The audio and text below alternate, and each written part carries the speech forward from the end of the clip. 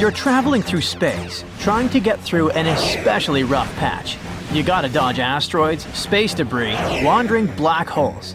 Now, it's not an episode of a sci-fi series, at least not completely. For the first time ever, astronomers have found a black hole that's completely alone, drifting through space with no stars or planets nearby. This black hole is about 5,000 light-years away from us in our own Milky Way galaxy. Do we need to look for a hero with superpowers to save Earth? First things first, a black hole is a place in space where gravity pulls so much that nothing, not even light, can get out of this region. The gravity is so strong there because a huge amount of matter is squeezed into a tiny space. Supermassive black holes, hundreds of thousands to billions of times the mass of our Sun, are often found at the centers of galaxies. Most of them stay put or move at a very, very slow pace. But the newly discovered black hole is much weirder than anything we've seen before. First of all, it tries to avoid commitment. It's lonely, with no companion star or home galaxy. An even stranger thing is that it's zooming through space at a speed of 31 miles per second. What might be the reason for this speedy cosmic journey? Let's look at the following imaginary scenario. One day, a really massive star exploded in a supernova. It was the very star that formed our black hole. The resulting blast gave the new black hole a massive kick and sent it flying through the galaxy, starting its unbelievable voyage. Now, it's only one of a few possible explanations, but it sounds quite plausible. I bet you can't help but think, what if this wandering black hole decides to visit our solar system? Are we doomed?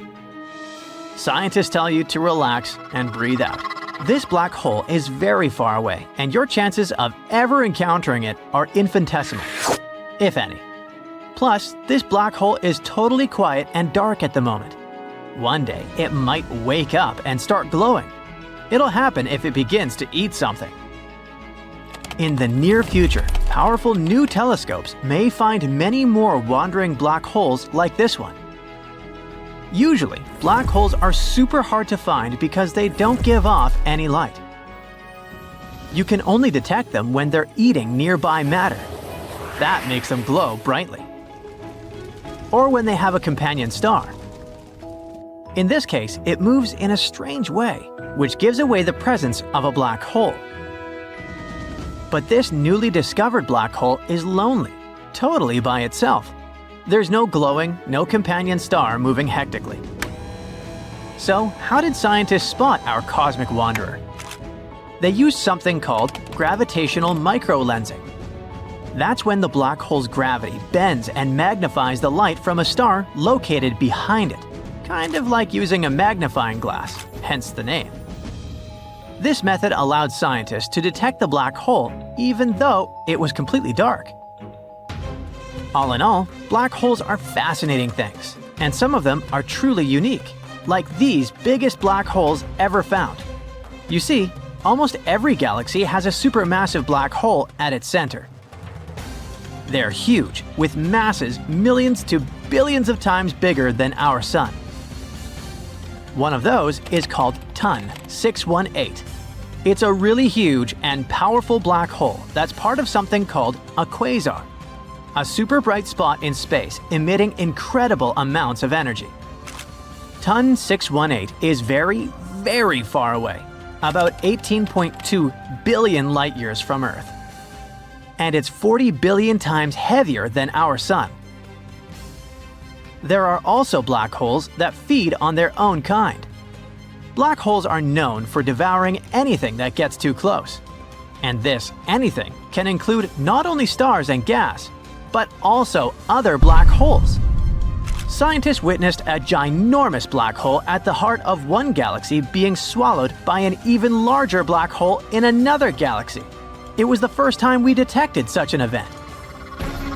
The discovery was made using NASA's Chandra X-ray Observatory.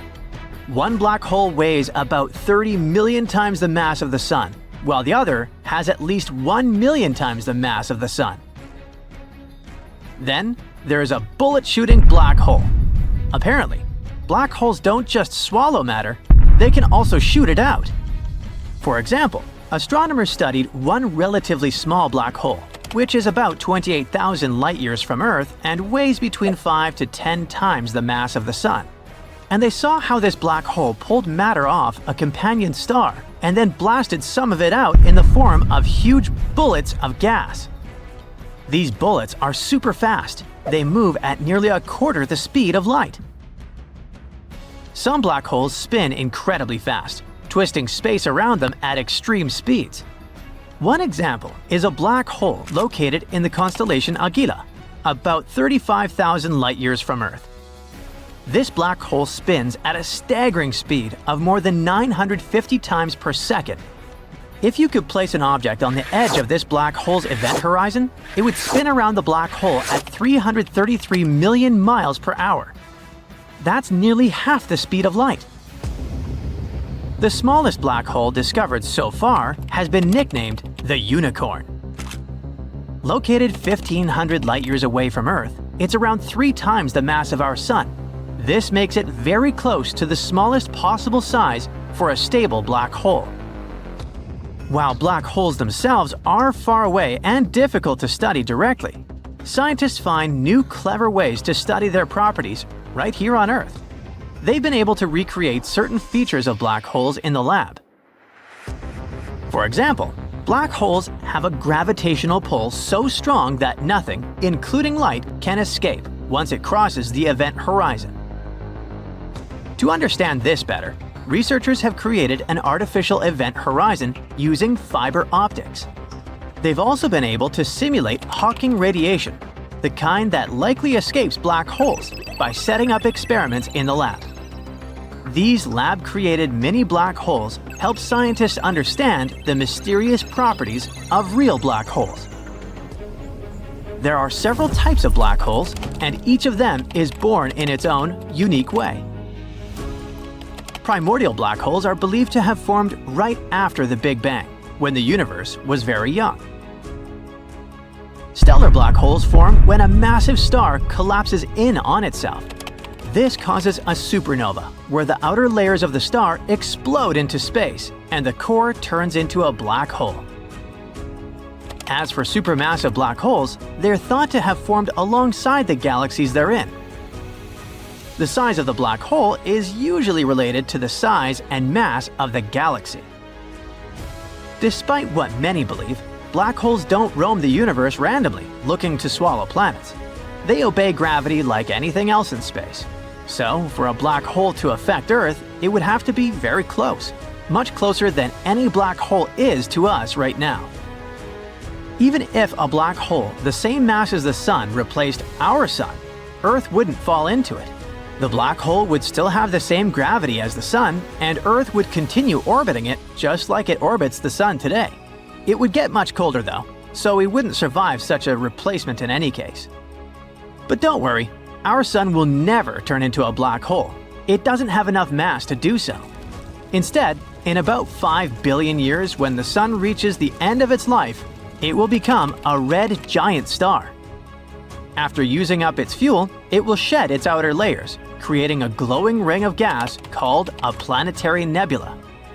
What's left will be a cooling white dwarf star.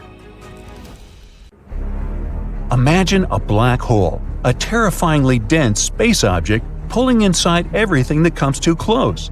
Nothing can escape its clutches, even a beam of light. And now, imagine 2 of these space monsters colliding. Scary? You bet. Astronomers have spotted 2 supermassive black holes feasting on the cosmic material of 2 merging galaxies in distant space. This phenomenon is the closest to colliding black holes we have ever seen. Supermassive black holes are the largest among all black holes out there. Their mass can be hundreds of thousands or even millions to billions of times larger than that of our suns. And 2 such giants have been recently spotted with the help of an array of telescopes in northern Chile's Atacama Desert. Astronomers originally used these telescopes to watch 2 merging galaxies located approximately 500 million light-years away from Earth. Thanks to being alert at all times, scientists have also noted that 2 gigantic black holes were growing alongside of each other. Apparently, these black holes came across each other when their host galaxies collided. One of the black holes is around 200 million times the mass of our Sun, and the other is a bit smaller, only 125 million times larger. Now, we can't see black holes directly. If you were to travel to a black hole, you wouldn't notice it until it was too late. The only detail that would give away the approaching black hole would be a slight blurring of distant stars due to the hole's gravitational lensing effect. The two black holes we're talking about are no different. They aren't visible directly, but are surrounded by bright clusters of warm glowing gas and stars. All of this has been tugged close by the black hole's gravitational pull. Time will pass, and these black holes will start circling each other. And eventually, they will collide, creating one, probably even bigger, black hole. Scientists have been observing these black holes across multiple wavelengths of light and have come to the conclusion that they are unique.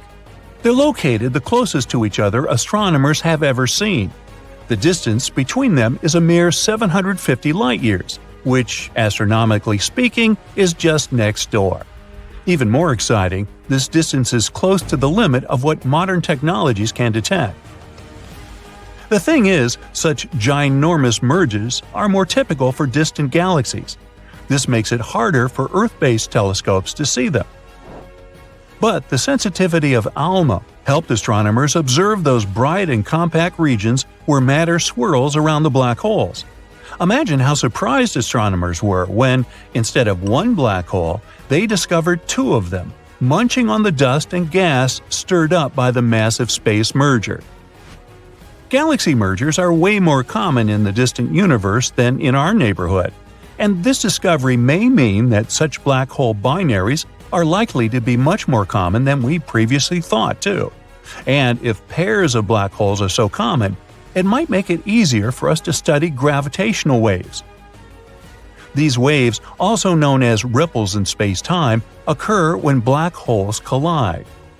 If we talk about the recently discovered pair of black holes, it might still take them several 100 million years to crash into each other. But by observing their behavior, scientists can figure out how many binary black holes there are that are about to collide in the universe. Also, this may give us more insight into what is going to happen when our home Milky Way galaxy collides with the Andromeda galaxy in around 4.5 billion years. By the way, the first photo of a black hole was taken in 2019. An international team of scientists, consisting of more than 200 astronomers, had been working for years to get this result. And their efforts finally paid off. The object in the photo is about 55 light-years away from Earth at the center of the galaxy M87. You can now admire this amazing space phenomenon thanks to the work of a vast global network of telescopes called the Event Horizon Telescope Collaboration, or simply EHT. The event horizon is a point of no return on the outskirts of a black hole. When something, for example, matter, radiation, or light, reaches this boundary, there is no way for it to escape. To capture the very first image of a black hole, scientists created a virtual telescope that turned out as big as our planet by combining the power of 8 radio telescopes. But it wasn't an easy feat. The researchers had to simultaneously point the telescopes in a meticulously planned order with the help of precise atomic clocks set on each telescope. Plus, they were constantly monitoring the amount of moisture in the air, since too much humidity would ruin the images. To keep the chances of rain to a minimum, they even constructed the telescopes in super dry regions, such as the Atacama Desert in Chile and the South Pole. All in all, the process resembled a carefully coordinated dance. But thanks to these preparations, in over 2 weeks, the telescopes collected 5,000 trillion bytes of data. It was then processed by several supercomputers, and scientists finally got the long-awaited images. And what they observed was a monster of a black hole measuring about 25 billion miles across. Now, how about we talk about the coolest black hole facts? There are baby black holes called primordial, and they're really tiny. They vary from the size of an atom to that of a mountain. There is a theory that galaxies get formed around black holes. This means that when a large star explodes, a black hole appears in its place, and then the rest of the galaxy just forms around it. There is a supermassive black hole right in the middle of the Milky Way galaxy. Its name is Sagittarius A star, and it's 4 million times as heavy as the Sun. And nope, we're not going to be pulled into this hole. It's more than 26,000 light-years away from Earth, and that's too far for this monster to have any influence on our planet. Besides Sagittarius A star, there are 100 million medium-sized black holes in our galaxy. And can you imagine how many black holes in total there are in all 100 billion galaxies that exist out there? Nah, you do the math. If you ever find yourself near a black hole, be ready that time will slow down significantly. It may work for you if you aren't so eager to grow older. Just don't let yourself be tugged into the event horizon. Whoops, bye-bye. Black holes aren't some hungry predators that roam the universe preying on poor, unsuspecting planets. They just gulp down the stuff that ends up too close to them. On top of that, they sometimes fling out spitballs the size of a planet. How does this matter escape the pull of black holes? Well, typically, it manages to slip away before going past the point of no return. In fact, with Sagittarius A star, we should be worried not about its gravitational pull, but about the very spitballs. After all, the monster black hole hurls them in the direction of Earth at a speed of 20 million miles per hour. What if, one day, one of them reaches our planet? If you managed to squeeze Earth to the size of a cherry tomato, it would turn into a black hole. In fact, you could also become one if you agreed to be scaled down to an atom. South African astronomers have recently come across another head-scratching black hole mystery. In a region of distant space, they noticed that several black holes located in different galaxies aligned in the same direction. It looks as if their gas emissions have been synchronized by design. Nowadays, scientists can't explain why and how black holes, which are about 300 million light-years away from one another, can be acting in unison. It's a puzzlement. Black holes are massive, the densest objects in the universe. They have such a great mass that their gravitational pull doesn't let anything, even light, escape their clutches. But in this terrifying world of black holes, there are monsters that are in a league of their own. Recently, astronomers discovered a black hole that is 33 billion times as heavy as our Sun. This space giant sits at the center of a supergiant elliptical galaxy called Abell 1201, which is located 2.7 billion light-years away from our planet. This black hole is so large it was given a rare designation, an ultra-massive black hole. No wonder. It's more than 8,000 times heavier than the supermassive black hole at the center of our home Milky Way galaxy. This ultra-massive black hole was the first one to be discovered with the help of gravitational lensing. This method is based on the fact that very massive objects such as galaxies bend the light from a more distant object, magnifying it. A great thing about this method of research is that it allows astronomers to study inactive black holes too. It could help us detect loads of new black holes beyond our universe. That's what the area surrounding our galaxy is called. Probably it would help us find some exotic objects we've never seen before. Now, let's speak about another awesome instrument that efficiently helps us explore space, the James Webb Space Telescope. When it stares at young galaxies, which would look like mere red specks to you, it sees an astonishing number of cyclones churning at their centers. Those are black holes. Interestingly, giant black holes were believed to be big players in early cosmic history. But James Webb regularly finds an unexpected number of these beasts. For example, using the telescope, astronomers have detected a supermassive black hole from when our universe was less than 600 million years old. In universe terms, it's just a baby. This is the most distant actively feeding supermassive black hole ever observed. It's located at the heart of its host galaxy called Ceres 1019. The black hole is surprisingly small and not massive at all.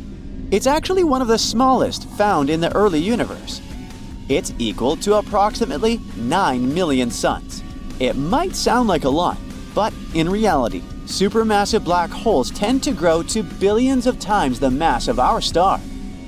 There's another unusual thing about this find, and scientists are having a hard time trying to explain it. You see, it's supposed to take way longer than 600 million years for a supermassive black hole to grow to its full potential.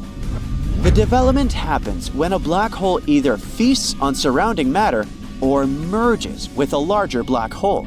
Even black holes similar to the one at the center of our Milky Way galaxy, which is almost 4.3 million times the mass of our Sun, are supposed to be seen in the more recent universe.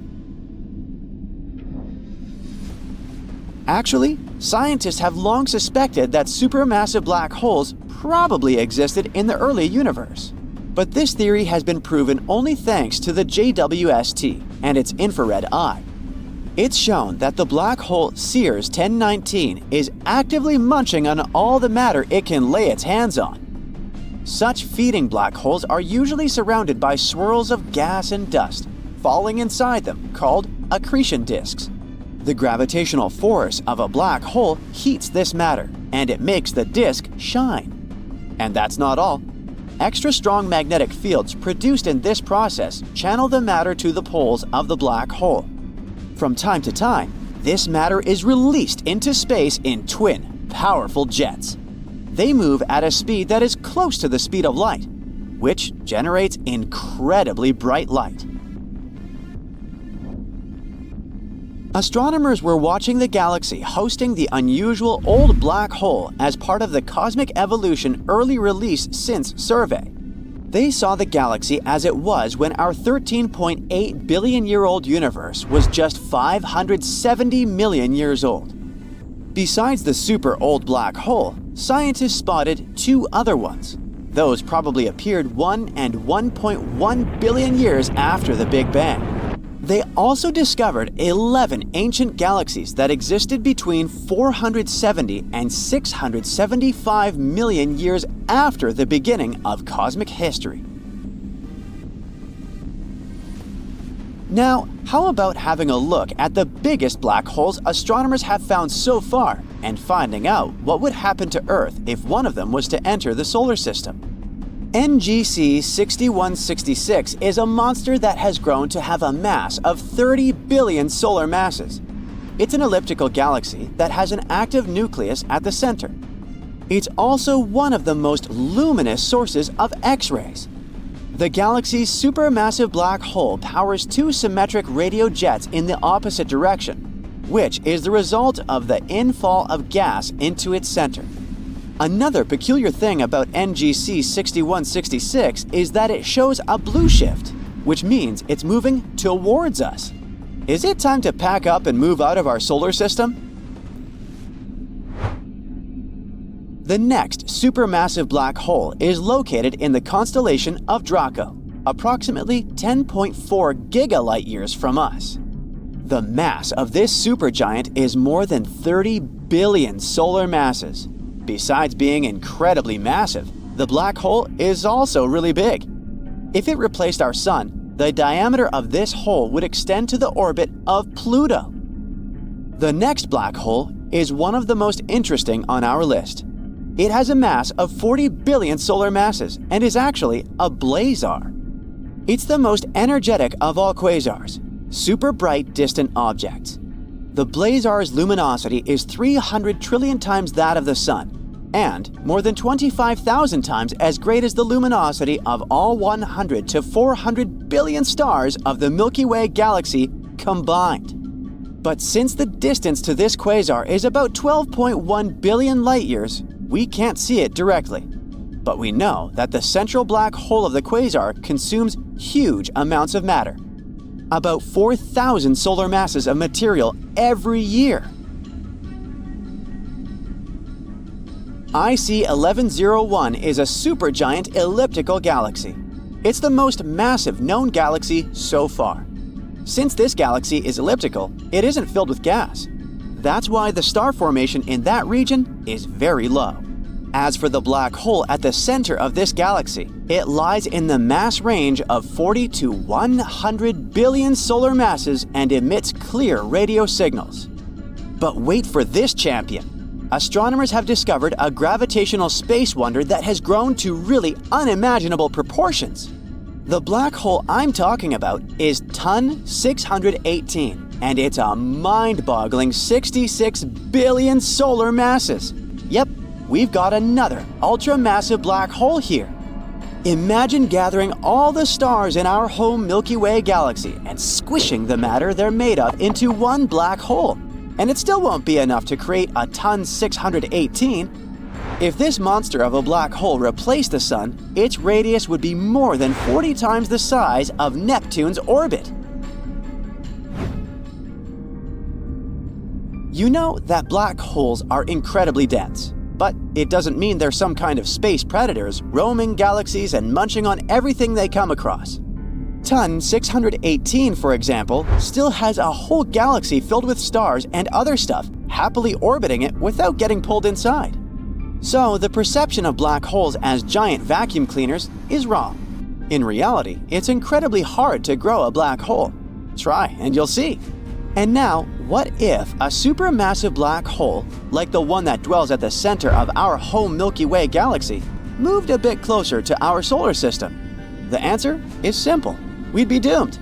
The distance between this huge thing and Earth would be several dozens of light years, and still, it would wreak total havoc on our planet. Earth, along with other objects making up the solar system, would be tugged into the black hole's orbit and doomed to spin around it for eternity. But you can relax and breathe out. Such massive black holes stay away from us at the moment. Black holes, the most terrifying, mysterious, and fascinating objects in the universe. Eternally hungry, they eat everything in their path and are constantly expanding.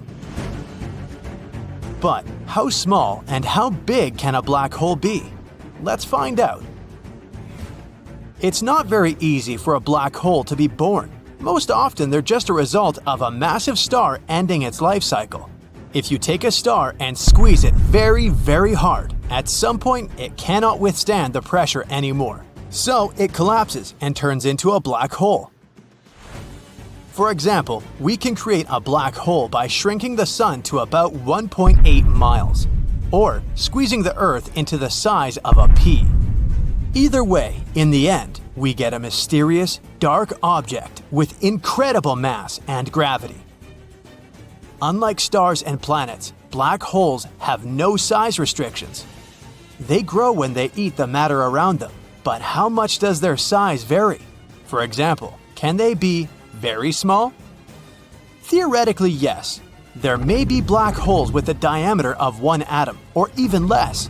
They're called primordial black holes. They may or may not exist, and if they do, they're probably the oldest objects in the universe, older than the atoms themselves.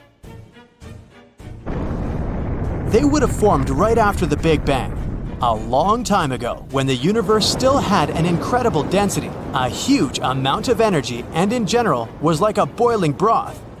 Any particle that was slightly denser than its neighbors could form a black hole. And the smallest of them would still weigh trillions of pounds. Those that were the size of atoms would weigh as much as a big mountain, and those that would weigh as much as the Earth could be a little bigger than a coin. But even if they exist, they're pretty harmless. The temperature in them would be so many times hotter than in our Sun, so they would evaporate pretty quickly after their birth. Now let's check out the black holes we know and saw. The first ones are called stellar black holes. Usually, they weigh tens of solar masses, which doesn't seem like much until you remember that the Sun weighs nonillions of pounds. Don't even try to imagine this number. It has 30 zeros. The smallest black hole known to us is about 2 to 4 times heavier than the Sun. It's a lonely hole that wanders through space in search of prey. The one that's closest to us is called Gaia BH1. It weighs about 10 times more than the Sun and can reach many miles in size. And the farthest one is called M33X7. It's somewhere around 3 million light-years away from us, and right now, it's eating a blue giant that's several times bigger than our Sun. Now, let's move to the so-called intermediate mass black holes. You see, just eating a few stars isn't enough. To become larger in size, black holes must either absorb a lot of stars or, more often, merge with another black hole. One of the first intermediate mass black holes that we found was born this way. It weighs 142 times more than the Sun. It's even larger than some counties on Earth. Recently, we discovered 2 black holes in a galaxy 17 billion light-years away from us. One day, they'll merge, but right now these guys are spinning around each other in a crazy dance. And while doing that, they release a crazy amount of energy. It may seem scary, but it's nothing compared to what comes next. Let's move to some serious stuff. Supermassive black holes. Giant, inexplicable monsters that are millions of billions of times bigger and heavier than our Sun. But how did they become so huge? The universe is about 14 billion years old. The black holes grew very slowly, so they couldn't have time to eat so much matter or merge with each other so quickly. So maybe they were also born from the stars, but very, very big ones. Quasi-stars. To imagine their scale, let's take, for example, the red supergiant Stephenson 218. Compared to this star, our Sun is just a grain of sand, even smaller, and Stephenson 218 would be a grain of sand next to a quasi-star. We don't know if they really existed though. They could have formed after the birth of the universe. They could be so big that their core collapsed under their own weight before they even formed. And if that's the case, a small black hole would have appeared in the center of this quasi-star. Now, the frenzied gravity of the black hole held the star together and ate it at the same time. The temperatures were huge, so the star remained stable, and they would live like this for millions of years, until the black hole would grow to enormous sizes. Most supermassive black holes are located in the centers of galaxies. You might think that our galaxies orbit around them as we do around the Sun, and that one day we will inevitably all be dragged inside it. But don't worry, that's not the case. Although these guys are incredibly massive, they're not very large in diameter. They can't swallow entire galaxies. For example, in the center of our Milky Way, there's a black hole called Sagittarius A. It has 4 million solar masses, but it's still quite small in size, only 17 times larger than the Sun. And yes, it's still considered small. If we had replaced the Sun with this black hole, it wouldn't even have reached the orbit of Mercury. Sagittarius A is actually pretty nice and calm. Yes, it still swallows giant stars, but it's definitely not a threat to us. But not all of them are like that. For example, a black hole in the galaxy BL Lacertae devours a huge amount of gas and dust. If we were somewhere near it, it would look 115 times larger than the Sun, and we would have burned up just getting close to it. Do you remember that first black hole we ever captured in a photograph? It's located in the Messier 87 galaxy, and it may look small and cute in the photo, but in reality, it's capable of absorbing our entire solar system up to the Orion Belt, and even further. Well, now that we've discussed the terrifying size of supermassive black holes, it's time to move on to the real titans of the universe. Ultramassive black holes. Terrifying, unimaginable giants.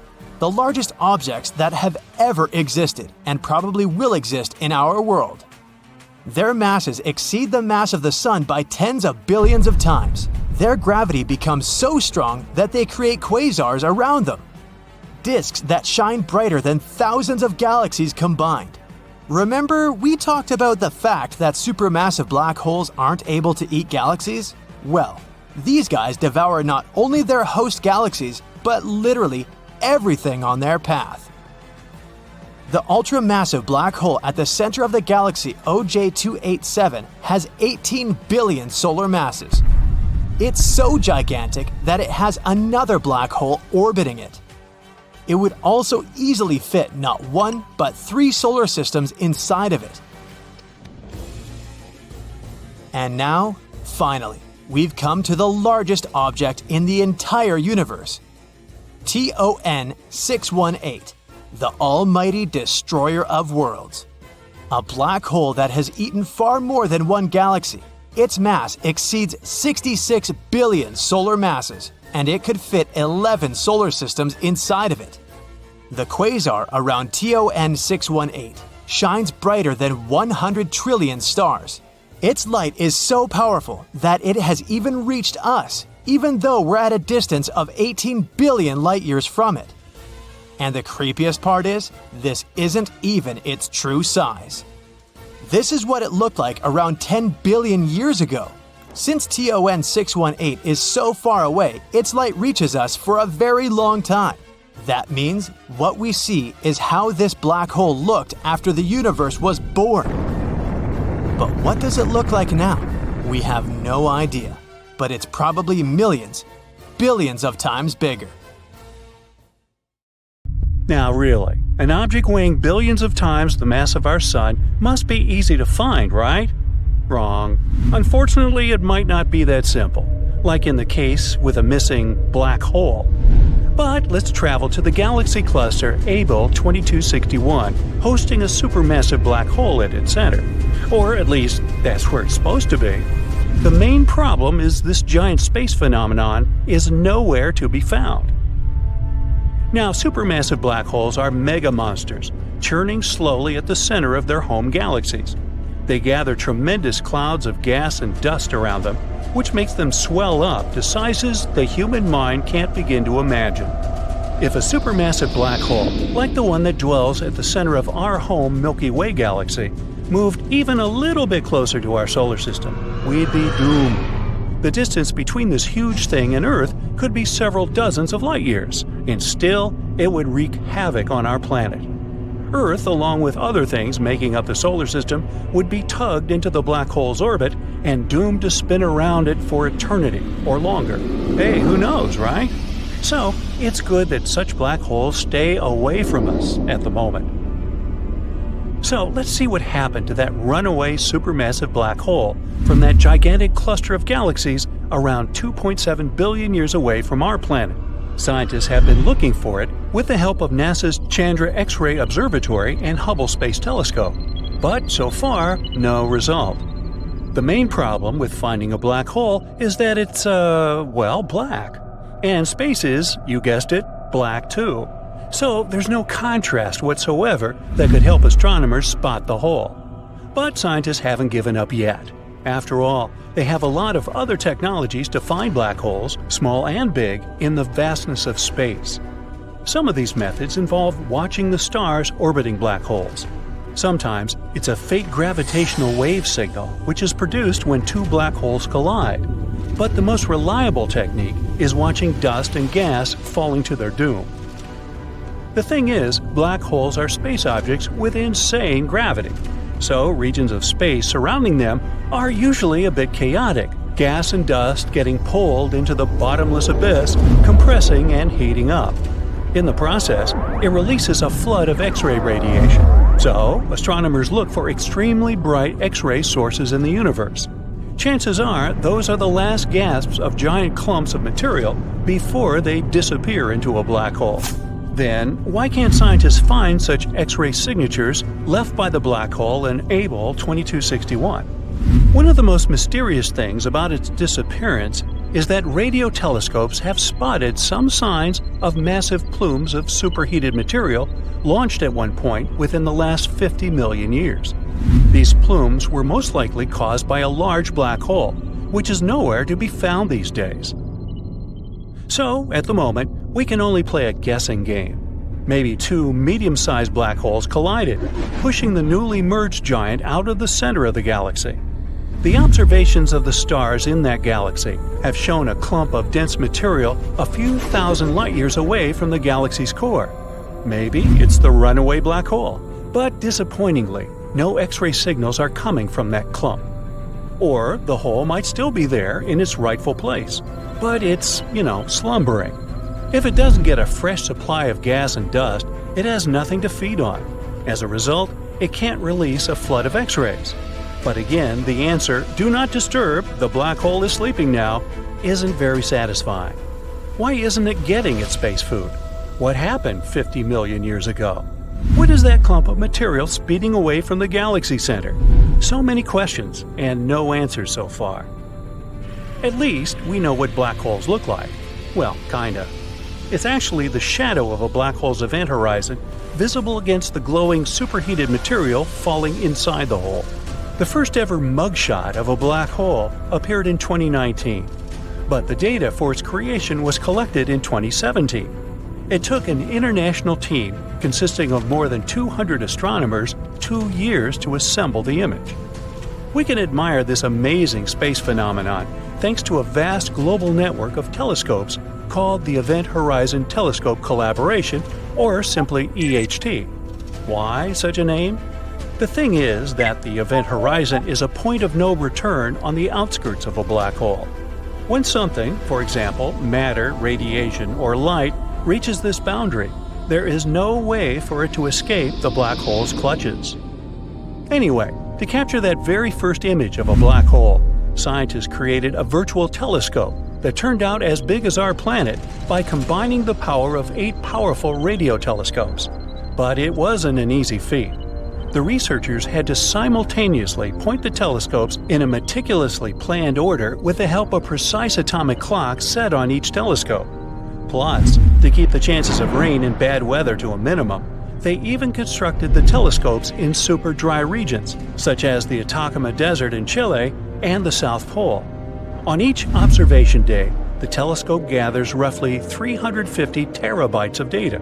That's 10 times the amount of data collected every day at the Large Hadron Collider. But let's speak more about black holes themselves.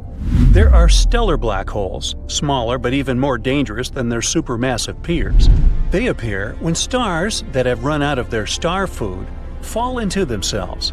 If a star used to be big enough, it keeps compressing and compressing some more, and voila! A baby stellar black hole is born. But even if I call such a hole a small one, it's still 5 to several tens of times heavier than the Sun. Unlike their massive siblings, hypothetical mini black holes could be really tiny, not bigger than an atom. Even so, just one minuscule thing would have the mass of 1,000 SUVs. One theory claims tons of micro black holes could have been created right after the Big Bang and the beginning of the universe. Some scientists even go as far as to say that a couple mini black holes pass through our planet every day. There is a supermassive black hole smack dab in the middle of our galaxy, the Milky Way. Its name is Sagittarius A star, and it's 4.3 million times as heavy as the Sun. And nope, we aren't going to be pulled into this hole. It's more than 26,000 light-years from Earth, too far to have any influence on our planet. By the way, recently, astronomers have discovered that this supermassive black hole might be leaking. If it's true, it probably means that Sagittarius A star isn't a sleeping giant, as previously thought. It might still be active. And the leakage recorded by scientists may be the hole hiccuping while swallowing clouds of gas. Maybe we should burp this baby? If you ever find yourself near a black hole, get ready that time will significantly slow down. It may work for you if you aren't eager to grow older. Just don't let yourself be tugged beyond the point of no return. Another danger of hanging around a black hole is that it might start behaving like a massive galactic volcano. From time to time, black holes flare up, but instead of spewing lava, they produce enormous amounts of energy, and it makes gaping holes in the surrounding material and gas. A short time ago, scientists discovered one of the largest craters in the universe. Radio and X-ray telescopes detected a supermassive black hole that threw a temper tantrum many years ago. It happened in a galaxy cluster about 390 million light-years away from Earth. The crater left behind, which was actually a hole punched in the cluster's hot gas, could fit 15 Milky Way galaxies. Okay, mind blown, I'm out of here. Black holes, an enigma that has puzzled scientists and captivated our imagination for decades. But what's hiding inside of a black hole? Is it a void? A bottomless pit? A parallel universe? We don't know for sure yet, but scientists might have some ideas. So let's hear them out. Picture this. In the vastness of space, there's a supermassive star shining bright like a diamond. But like all good things, this star's party can't last forever. Eventually, it runs out of fuel and goes out with a bang. Quite literally, the star collapses under its own gravity, creating an implosion. Now, this collapse is so intense that it creates a bottomless pit in space, like a sinkhole. This is what we call a black hole, the ultimate no-escape zone, sucking up everything in its vicinity, including light. Imagine yourself approaching a black hole. The black hole itself doesn't emit any light, but you can notice a dazzling display of cosmic fireworks surrounding it, the accretion disk.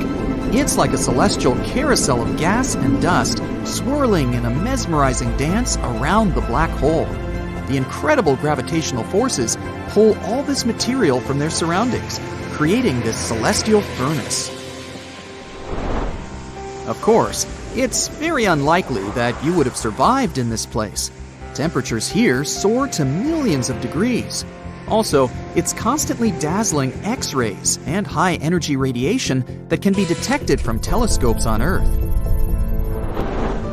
But let's imagine that you did survive, somehow. As you get closer, you notice a mysterious boundary looming ahead, the event horizon. It's a point of no return, beyond which the laws of physics seem to go haywire. Now you're stuck in a space traffic jam, and no matter how hard you hit the gas, you're going nowhere. Once you cross this threshold, not even light can escape.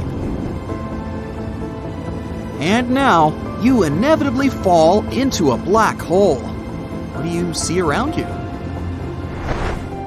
According to the genius physicist Albert Einstein, space and time aren't separate entities, but rather intertwined in a fabric called space-time.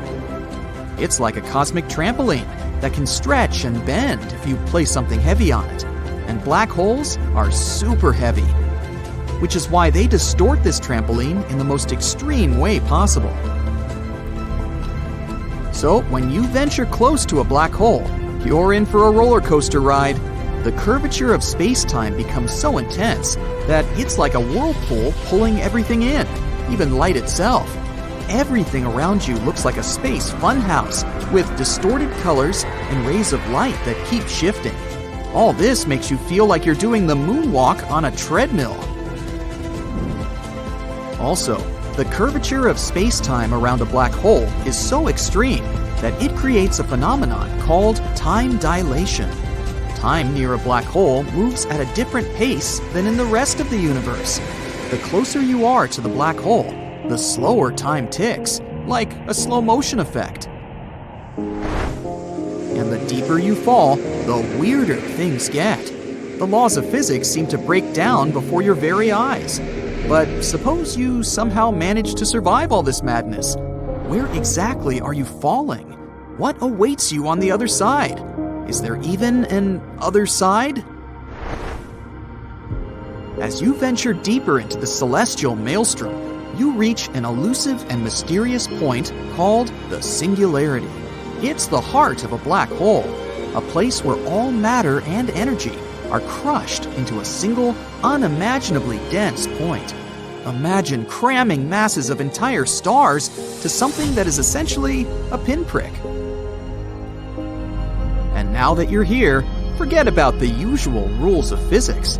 Welcome to a new realm, where the known breaks down and the unknown takes over. So, what does this unknown look like? Well, there are a couple of theories. First off, it could be a gateway to other dimensions. What if there are multiple universes hiding within black holes, like nesting dolls? According to this theory, the interior of a black hole could be a portal to a parallel universe with its own set of physical laws and possibilities.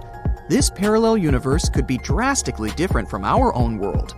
What a mind-bending idea! Or what about wormholes? Imagine black holes forming a space subway system, connecting different regions of space and time with each other. These theories suggest that the extreme gravitational pull of a black hole could create a wormhole, a tunnel that could transport you to another galaxy, or even to the past or future. It's like finding a secret passage in a video game. That's not all. Some scientists propose that inside a black hole, we might find some exotic matter, some strange matter with weird properties or negative energy density. If that's the case, this would defy our understanding of the universe. And finally, one of the most mind-bending theories is that a black hole could actually lead to a white hole.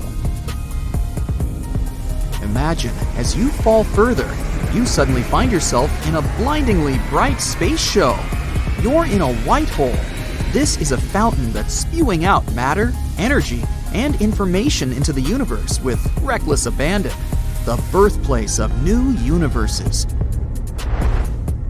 You see, while black holes are known for their event horizon, white holes have an anti-event horizon. With black holes, everything can enter and nothing can come out. With white holes, it's the other way around. They repel everything. White holes are hypothetical objects. Their existence hasn't yet been proven.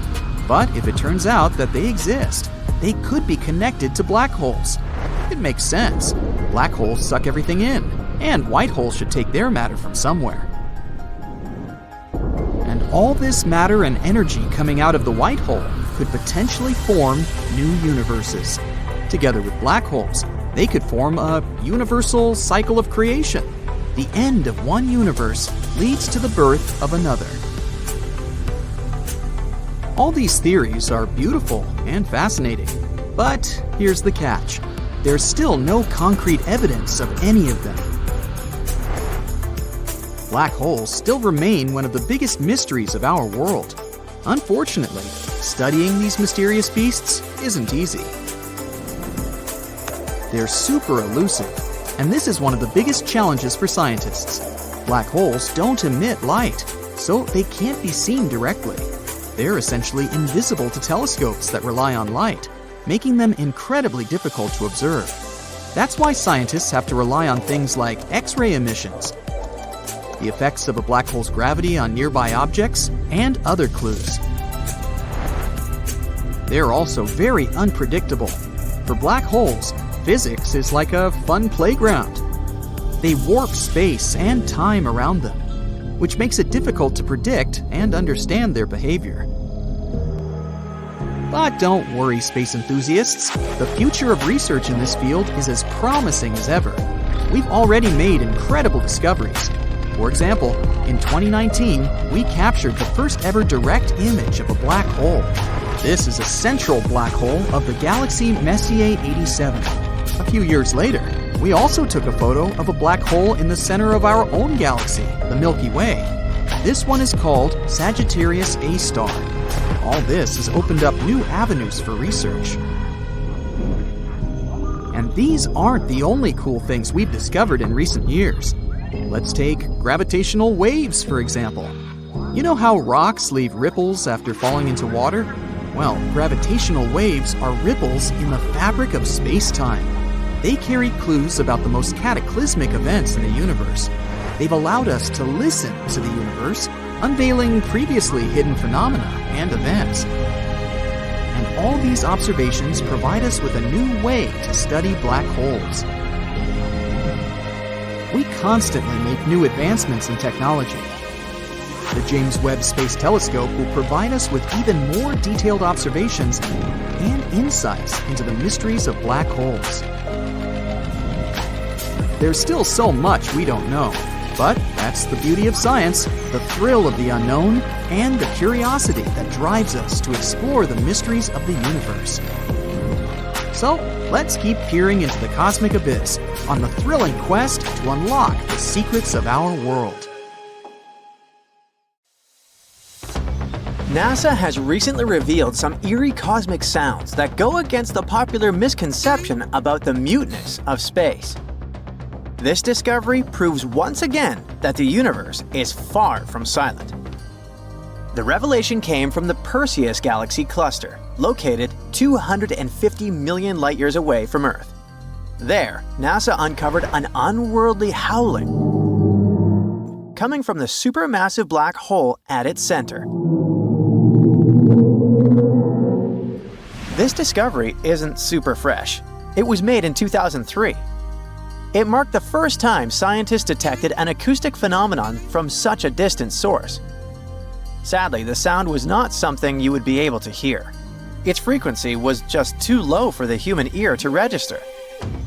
The lowest pitch the human ear can perceive is 20 Hz, 20 cycles per second. But the sound emitted by the black hole is a B-flat, 57 octaves below middle C, with a frequency of 10 million years. But NASA brought it to the realm of human hearing in 2022, turning that invisible sound into something you could actually experience. It was a breakthrough of cosmic proportions when NASA revealed that sound waves could travel through space, specifically through the medium of the Perseus galaxy cluster. This medium is a hot, dense gas, something far more substantial than the empty vacuum between galaxies. That's how sound waves manage to travel there. Those sound waves produced by the supermassive black hole at the center of Perseus resonate through the hot gas as ripples. It's like how sound travels through water here on Earth. The thing is, space is indeed a vacuum, which means that sound cannot travel through it, in the traditional sense. But the gas surrounding the black hole in Perseus provided the perfect environment for sound to travel. The black hole's powerful jets create ripples, sending vibrations through the gas. And NASA scientists have identified those vibrations as a type of cosmic sound. Previously, it was totally invisible and unhearable. But now, for the first time, astronomers have helped it to take a form humans can hear. To give us a sense of how deep this sound is, NASA raised its pitch by 57 octaves, so that it could finally be audible to the human ear. The result is a haunting, bass-heavy hum. It feels as though it is resonating from the very core of space itself. What NASA did is called sonification. This process involves mapping the characteristics of the data to audible sound. As a result, we can experience something that is otherwise beyond our perception. See those brighter areas of the cluster? They produce louder and higher-pitched tones. The sonification of the Perseus black hole isn't just a scientific discovery. It has allowed us to see, or should I say, hear, the universe in a completely different way. NASA has used this technique on several different space objects, including stars, nebulae, and galaxies, giving us a glimpse into the various ways space can sound. One of the coolest NASA's sonifications is Cassiopeia A. It's the remains of a star spotted as a supernova more than 300 years ago.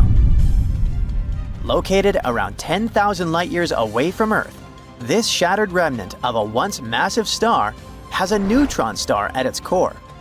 And it's the youngest neutron star in our galaxy that we know about. To perform the sonification of Cassiopeia A, NASA took the data captured by the Chandra X-ray Observatory and translated it into sound. Starting at the center, a triangle-shaped tone marks the location of the neutron star. Then, the sound spreads outward, which represents the expanding debris field.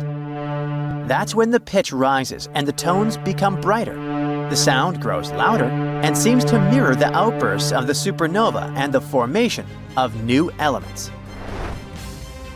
The Tarantula Nebula, located in the Large Magellanic Cloud, is a hotbed of star formation and one of the most active regions in the universe. Astronomers have been studying this nebula for a long time to learn more about how stars are born and evolve. So, no wonder that NASA scientists have been doing their best to translate the data from the nebula into sound. They've been mapping brightness and pitch to various features in the nebula. So, airy, synthesizer-like tones represent the chaotic and hot gases surrounding the most massive stars. And the cooler gases that are forming new stars have soft, low notes. Piano-like tones correspond to the brightest stars. And the central cluster of stars sounds like a rain stick. Interestingly, NASA's investigation into the sounds of space doesn't just involve cosmic phenomena. It's also based on the experiences of astronauts, and some of them are truly eerie. After all, space exploration is always filled with unexpected surprises, and sometimes those surprises come in the form of strange noises aboard spacecraft. One such incident occurred aboard the International Space Station, when astronaut Butch Wilmore reported hearing a strange noise coming from Boeing's Starliner spacecraft. By that time, this spaceship had been docked at the station for almost 3 months. The Starliner had just completed an 8-day mission that went awry. The technical issues have been plaguing the spacecraft ever since. Wilmore described the sound as a pulsing noise, similar to a sonar ping. It was coming through the spacecraft's speaker system. This strange noise made Wilmore contact NASA's Johnson Space Center in Houston. Of course, Mission Control immediately began investigating. They were able to listen to the audio inside the Starliner. Wilmore even held his microphone up to the speaker so that NASA could hear it more clearly. The people in charge of the investigation finally identified the source of the noise. They announced there was an audio configuration issue with the ISS's complex communication system. The thing is, this system connects numerous spacecraft and modules, and such configurations can sometimes lead to strange noises. NASA reassured everyone that such an issue wasn't really unusual. At the same time, they encourage astronauts to report any unexpected sounds they come across. At the same time, this incident was just another proof of how tricky it is to maintain advanced spacecraft systems in orbit. The Starliner had already faced serious delays and setbacks, and every new issue added extra pressure. Everyone was worried about the spacecraft's safe return to Earth. In any case, it's not the only incident involving eerie space sounds. In 1969, during the Apollo 10 mission, astronauts heard something truly bizarre while orbiting the Moon. Now, Apollo 10 was a dry run for the historic Apollo 11 moon landing. This mission involved astronauts Thomas Stafford, John Young, and Eugene Cernan. They were testing the systems of the lunar module. Everything was going smoothly, and then they started passing behind the Moon. In that region, radio signals from Earth couldn't reach them. At that point, they all started hearing a strange, high-pitched whistling sound.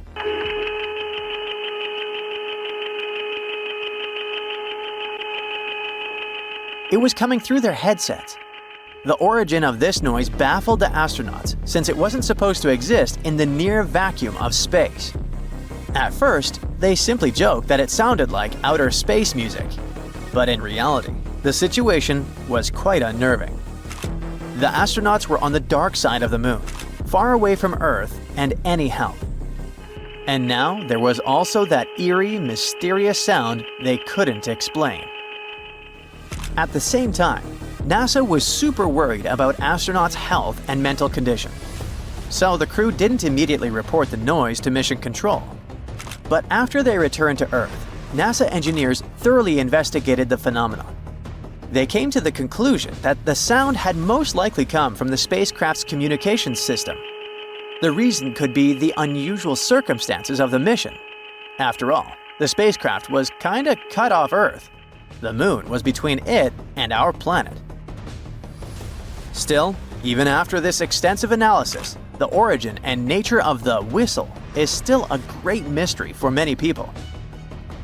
Anyway, all these new discoveries and old cosmic puzzles prove that the universe is far from silent.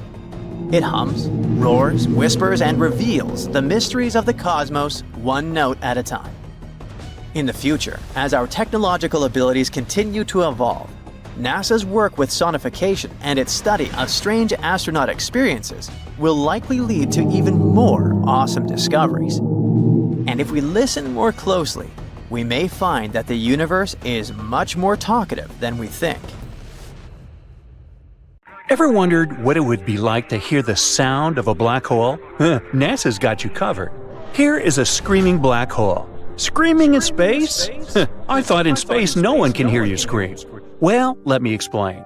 Using a telescope, NASA examined the movements of hot gas in a cluster of galaxies in 2002. Then they converted what they found into a sonification. The sound, how can I put it politely, wasn't appealing, but that's okay. After all, you're able to hear the noise hot gas produces in a cluster of galaxies 250 million light-years away. Hey, how would you like to hear the sound gas produces right here on Earth? Never mind. Sound waves already existed over there in the gas cluster, so experts just rescaled them to the range of human hearing. This is how they converted the input coming from the telescope. The principle is universal. In our atmosphere, we can hear stuff because pressure waves move through a medium like liquid or gas. Sound waves in these galaxies can also move because they're surrounded by gas. What does it have to do with black holes? Well, the thing triggering those pressure waves in the cluster is a giant black hole. To be more precise, it's a supermassive black hole that weighs millions of times more than the Sun. Wow. Experts still don't fully understand the relationship between supermassive black holes and the clusters surrounding them. They only know that these two evolve together. They're interrelated. The cluster feeds the black hole with new material and so on. And in return, the black hole heats the cluster. That's all we know. Now, this made me wonder how large the biggest black holes are. There are 4 types of black holes: stellar, intermediate, supermassive, and miniature. Naturally, the biggest ones fall into the category of supermassive. The largest black hole in the universe we've discovered so far is about 66 billion times larger than the Sun.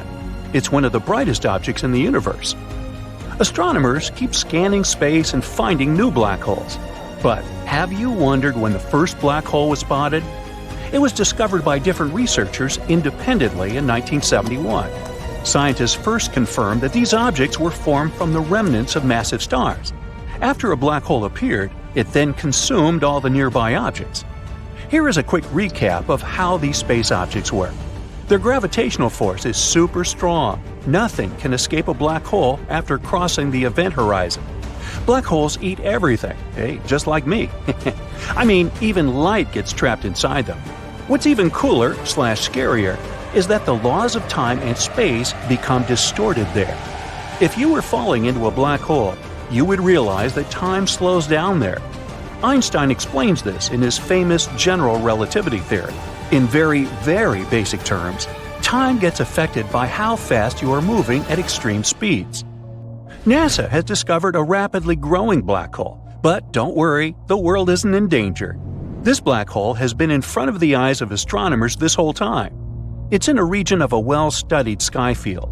Astronomers say that this hole formed 750 million years after the Big Bang, the birth of our universe.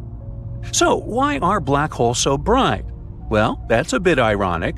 When I defined this space phenomenon, I said that black holes were so dense that even light got trapped there. But ask any astrophysicist, and they'll confirm that black holes are among the brightest objects in space.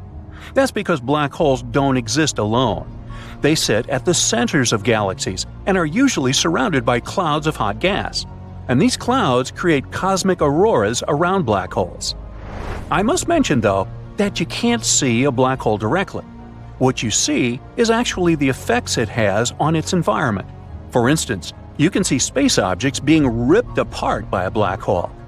Remember when the first time ever silhouette image of a black hole was shared with the public in 2019?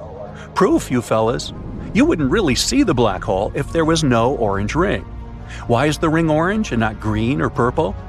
The dark shadow inside is the shadow of the black hole. The glowing orange of the bright ring in the image isn't the real hue of the gas. I'm a little heartbroken here. It's a representation picked by researchers to depict the brightness of the emissions. A scientist explained that yellow is the most intense emission, red is less intense, and black has little or no emission at all. In the optical range, this ring would likely seem white, perhaps tinged with blue or red. Now, spaghettification is a real word. That's an astonishing ability black holes have. If a giraffe fell into a black hole, it would stretch into a long spaghetti-like strand. On Earth, a giraffe's legs are closer to the center of Earth, so they're more powerfully attracted to the surface than the animal's head. This rule works in the animal's favor on Earth, but would work against it inside a black hole. In a black hole, there's extreme gravity. The closer the giraffe's legs got to the center of the black hole, the more the pull of gravity would stretch them. And the closer to the center the giraffe got, the faster its legs would move. But the top half of the giraffe's body would be farther away, so it wouldn't move toward the center as fast as the legs. Here comes the spaghettification. Can we have meatballs with that? No? Okay. The only difference between a black hole and our Sun is that the center of the hole is made of super dense material. It provides the black hole with a strong gravitational field that can trap everything, including light. This is why we can't see black holes. Did you know that, theoretically, you could turn anything into a black hole? For instance, if you shrank the Sun to approximately 4 miles across, you would compress the matter inside to an extremely small size. This would make it so dense that our star would turn into a black hole. You could do the same with a planet or even your own body. Is there something called a white hole, or is it just a myth? White holes exist in theory. Hypothetically, they function in the opposite way to black holes. Nothing can enter them. Physicists think of black and white holes as yin and yang, or two sides of the same coin. For them, a white hole looks exactly like a black hole, which makes different things come out of it. But the existence of white holes hasn't been proven yet.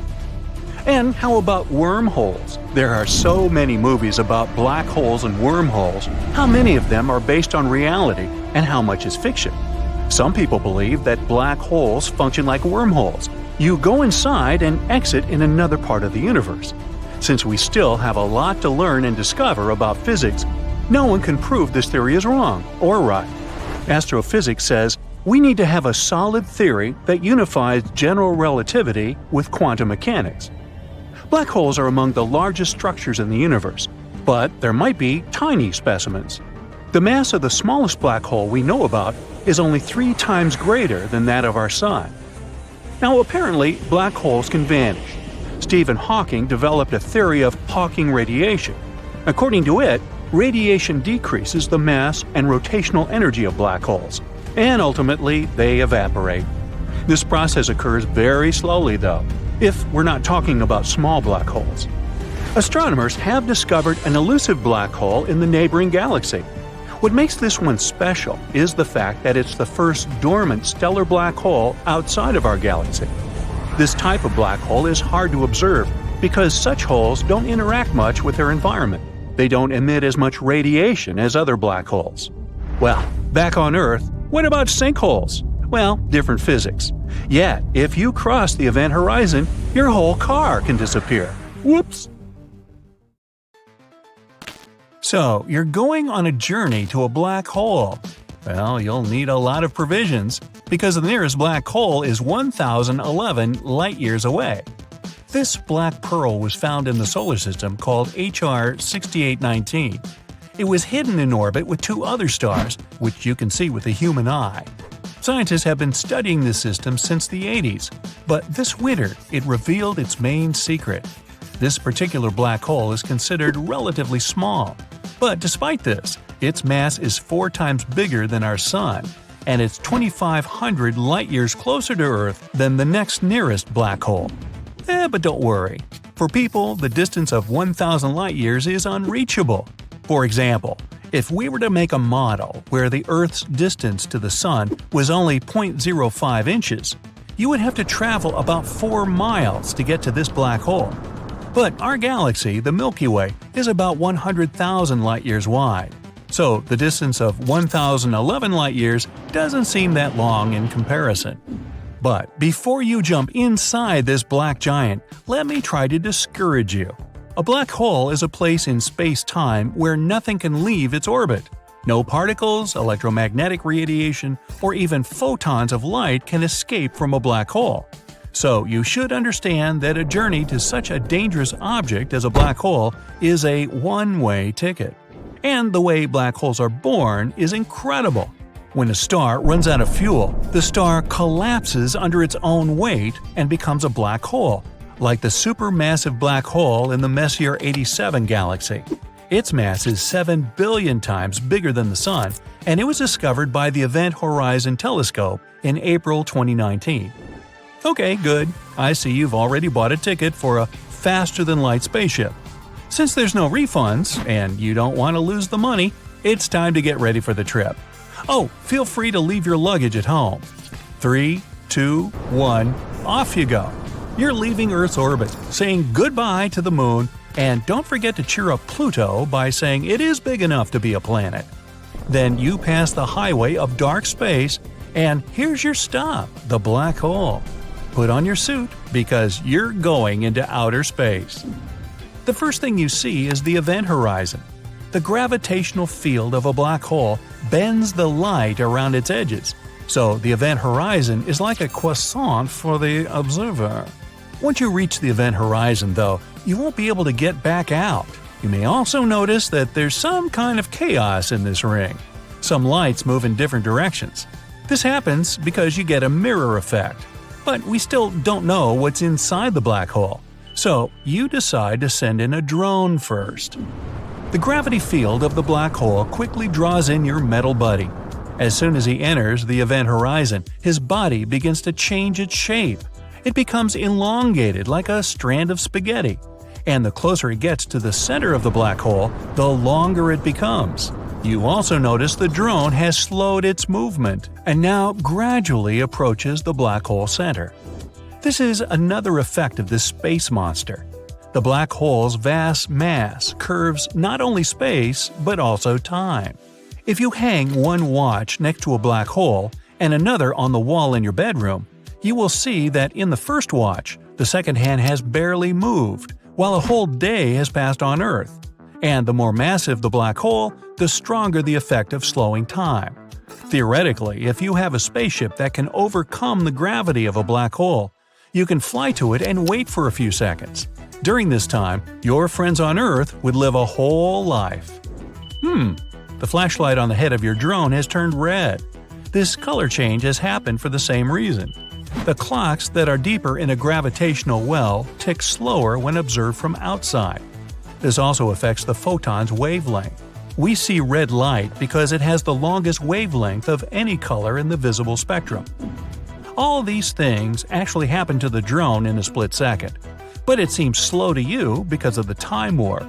Alright, it's time to enter the black hole yourself. The final preparation is your suit that will protect you from Hawking radiation. This radiation is created by black holes due to quantum effects near the event horizon. Hawking radiation reduces the weight of the black hole, so if the black hole doesn't absorb more mass from nearby objects, it becomes smaller and then simply disappears. Oh yes, the black holes are also mortal. But Hawking radiation can turn you into ash, and you'd lose the chance to see the black hole from the inside. Okay, now let's do what you traveled 1,011 light-years to do. One big jump, and you are caught in the gravity field of the black hole. This is the point of no return. But your distance allows you to set a stable orbit so that you can spin around the black hole like the Moon around the Earth. A little higher, and you'll be thrown into infinity. A little lower, and you will be dragged into the black hole.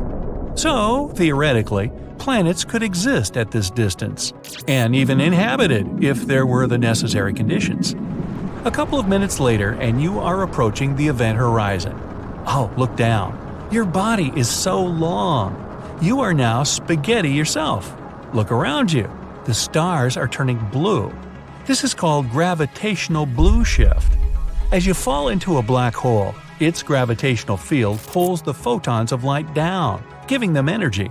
Their wavelengths are getting shorter, so the red photons change into blue and everything starts to look blue. Now, you are right outside the event horizon, and the only thing you can see is a round blue beam of light above you. But soon, you will stop seeing even that. So, you've survived the strong gravitational field of a black hole, and the Hawking radiation didn't burn you to ash. You are now in the heart of the most mysterious object in the universe. You have front row seats, but the view is not that impressive. This is the darkest place you've ever been to. Even the usual laws of physics just stop working here. Theoretically, time goes by so slowly here that your home planet could no longer exist, and a new black hole could appear in place of our sun, but you will live exactly as long as there's enough oxygen in your suit. But what if this cosmic object is actually a wormhole that leads to another place in the universe? This is a popular theory, but scientists still can't confirm it. But if it is true, then after a while, you'll see a blue light again. Now you'll experience the same fall, only in reverse. Once you leave the singularity, which means the black hole's heart, you will be in the event horizon. The light from the stars gradually changes from blue to red. You can feel the shaking and warmth from the Hawking radiation. But then you're thrown into outer space, perhaps in some faraway galaxy. No one knows what will happen next. Are you in contact with an unknown life form? Or will the conditions there be intolerable for a human being? Or maybe you will not go to another place in space, but to a parallel universe. This theory also exists. According to it, black holes are portals to other dimensions. Simply put, there are endless copies of our universe. Every time you were faced with a choice, your twin from another universe chose something else. But let's leave that to fantastic movies. Right now, the journey into a black hole is merely impossible for humanity. We can't even reach the nearest one. But one day, we will learn more about these space objects' nature. And maybe this knowledge will push humanity forward and make us a multi-galactic civilization. Here's something cool that scientists have discovered recently: Schrodinger's black holes. Yep, the scariest objects in our universe turned out to be even more terrifying. Now, we know that they can also exist in many states at once. But what does it mean? Let's find out. Black holes are mysterious titans of our universe. Sometimes it feels like the more we learn about them, the less we know. We discovered them quite recently, in the 20th century, and since then, we've been finding various black holes all over the universe. Their sizes range from the size of a small town to horrifyingly unimaginable. But their most important feature is probably their huge mass. And that's where a recent study comes to play. Scientists have discovered that black holes have very unusual quantum properties. They found out that each black hole can be both large and small, light and heavy, no longer living and alive. Well, maybe except for the last part. Let's hope that there aren't actually any living black holes. That would be great. But the main point of the discovery is that each black hole can be in all possible states at the same time. It sounds weird, doesn't it? What is it actually supposed to mean? Well, the ability to be everything at the same time isn't a new concept in science. This is what physicists call a superposition, or, to put it simply, a state of uncertainty. Quantum physicists discovered this first in tiny quantum particles. They noticed a very strange thing. As long as we don't observe a particle, it literally exists in all states at the same time. And only when we start interacting with it, for example, looking at it, measuring it, or just doing something, Only then does the particle decide what state it should be in. Here's an example of this. Imagine that you have a ball in a box. You don't know what it looks like, and the thing is, as long as it stays in the box, the ball is all colors at the same time. Only when you take it out of the box does it finally choose one color. All this happens instantly, so you don't notice it. For you, the ball has always been blue. Sounds pretty scary, right? What? And it raises a lot of questions.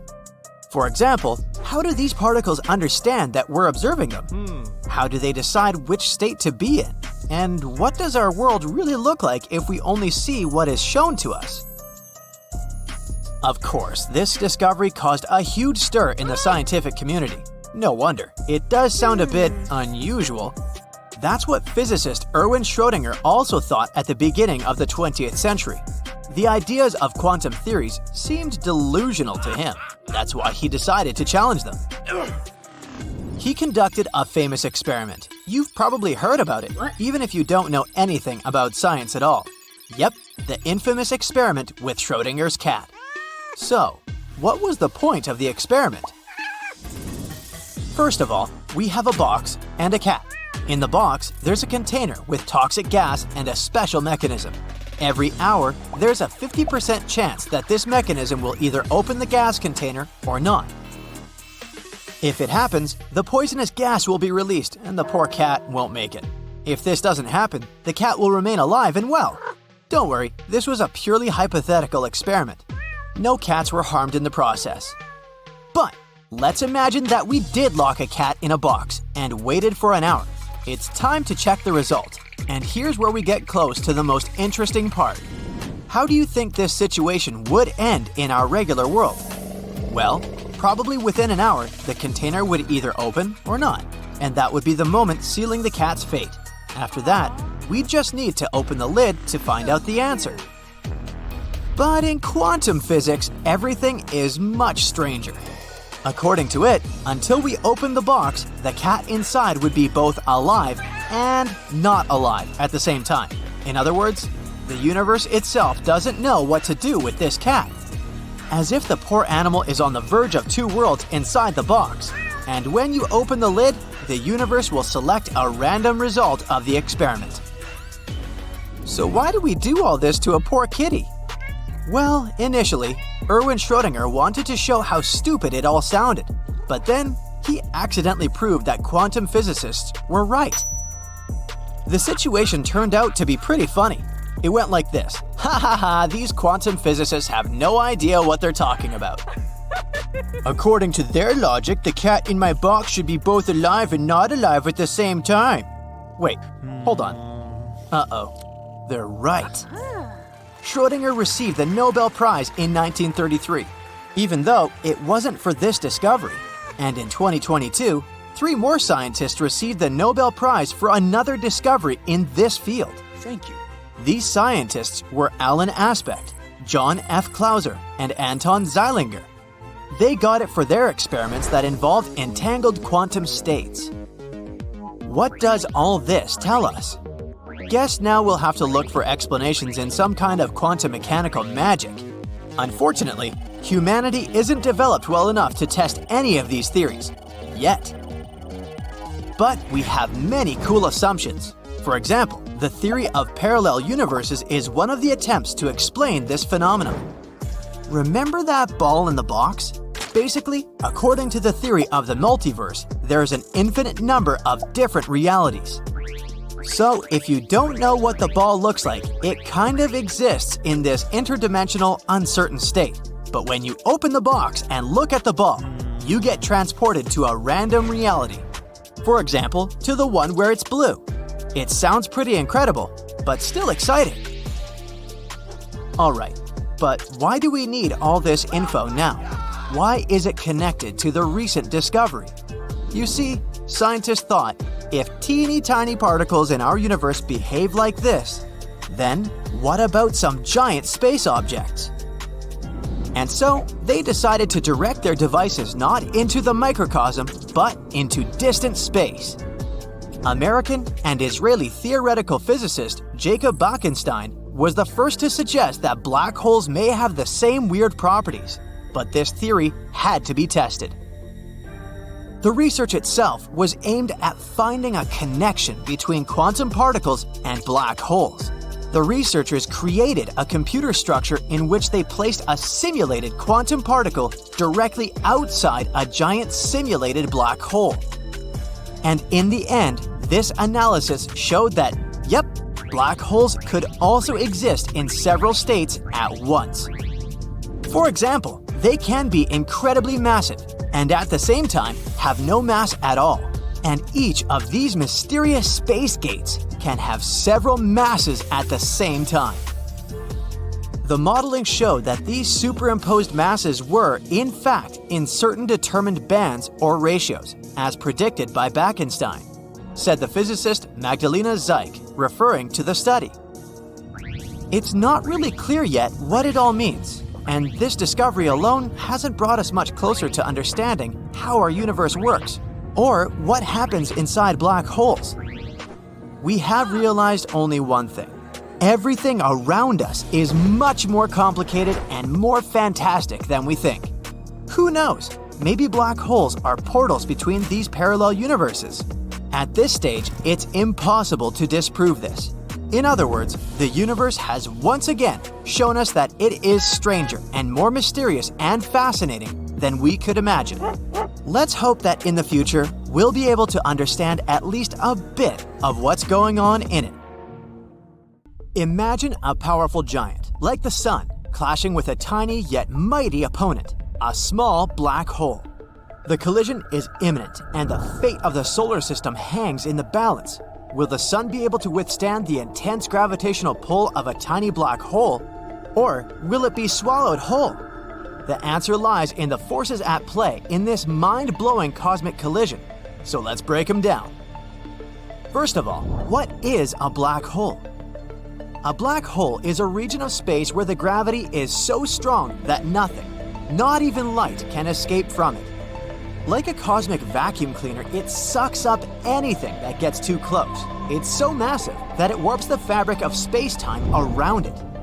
Black holes are one of the most scary and mysterious objects in the universe, a powerful force of nature that defies our understanding of physics, a true enigma of the universe. Black holes come in different sizes, from small ones that are only a few miles wide, to supermassive ones that are billions of times the mass of the Sun. Most of them are formed by the collapse of massive stars. After the black hole is born, it starts to grow in size by eating everything in its path. And if two or more black holes collide with each other, they can merge into one enormous cosmic monster in a terrifying dance. But what about the smaller ones? The smallest known black holes are called stellar black holes. It's a type of black hole that weighs 3 to 10 masses of our Sun, while being very small.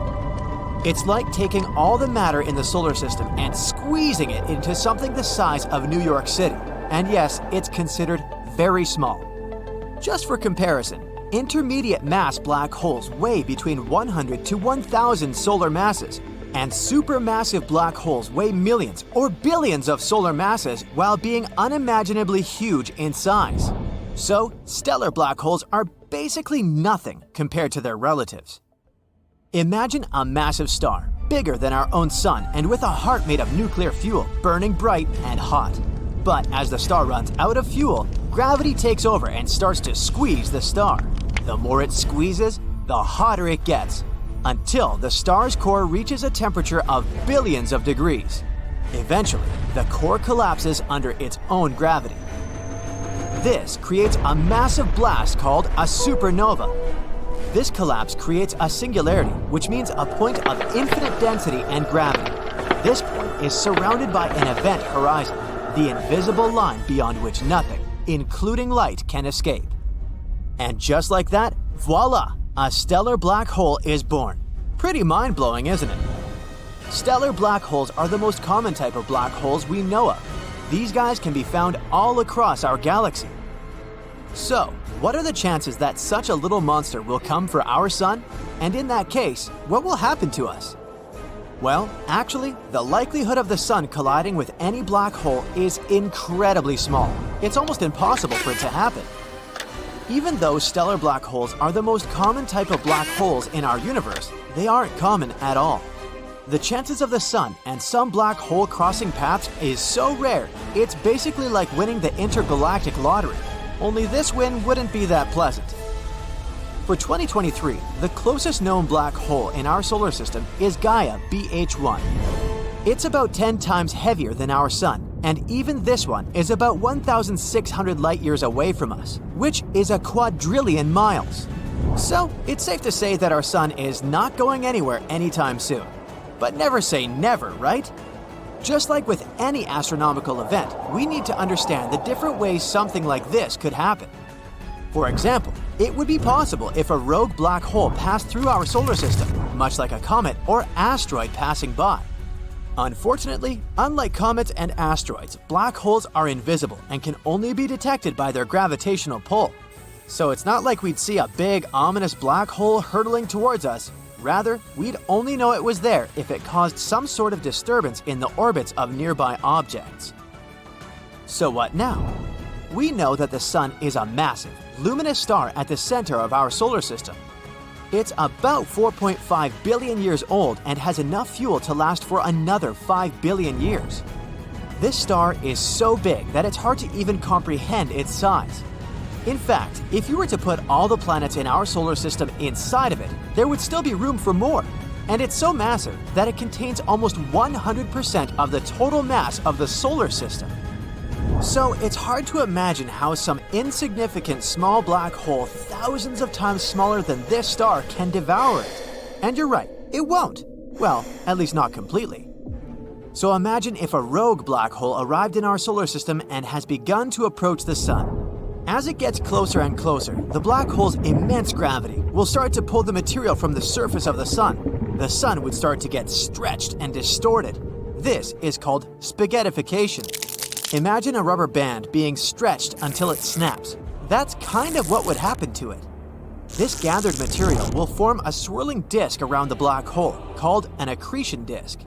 As more and more material is pulled in, the disk will heat up and start emitting intense radiation. And as the sun gets pulled in, it would start to release massive amounts of energy in the form of light and heat. The sun would become much brighter and hotter than before.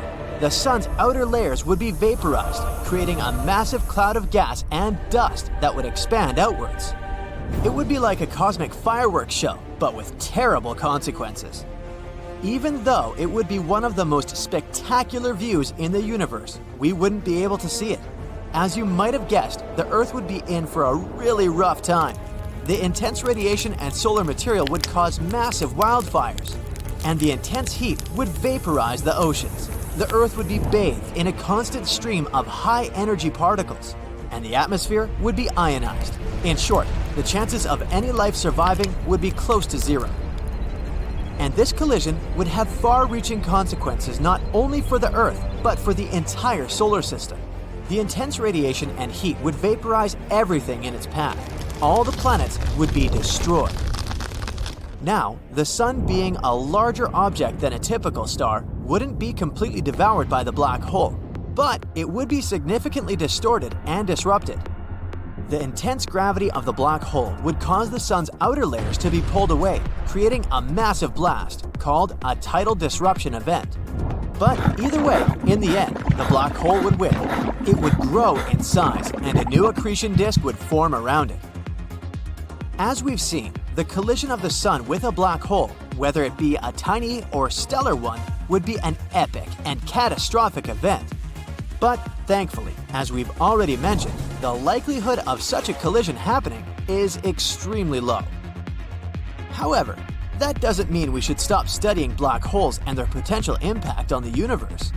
The more we learn about these mysterious objects, the better equipped we'll be to understand and predict their behavior. So, let's keep researching, exploring, and observing the depths of space. And who knows, maybe one day we'll come across a black hole that's just too curious and gets too close to the sun. Let's hope by that time, we will already be living on other distant planets.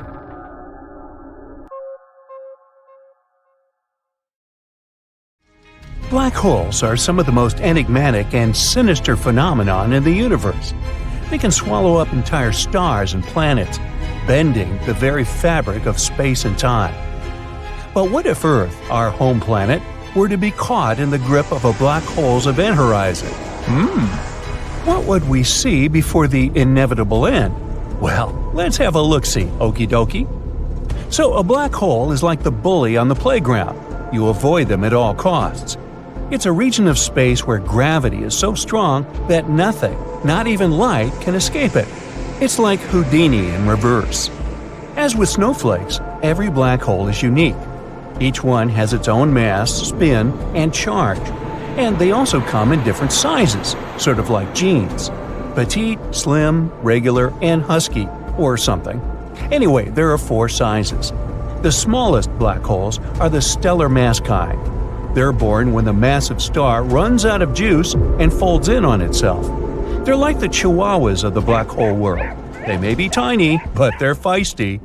They gobble up nearby matter like a hungry puppy. And even the smallest one is 3 times more massive than our Sun. Next up, we have the middle children of this cosmic family, intermediate mass black holes. They're too big to be born out of collapsed stars.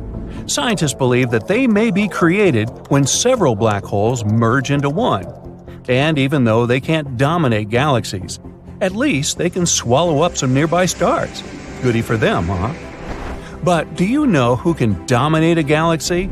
The enormous monsters of our universe, supermassive black holes. They're the giants with masses ranging from millions to billions of times that of our Sun.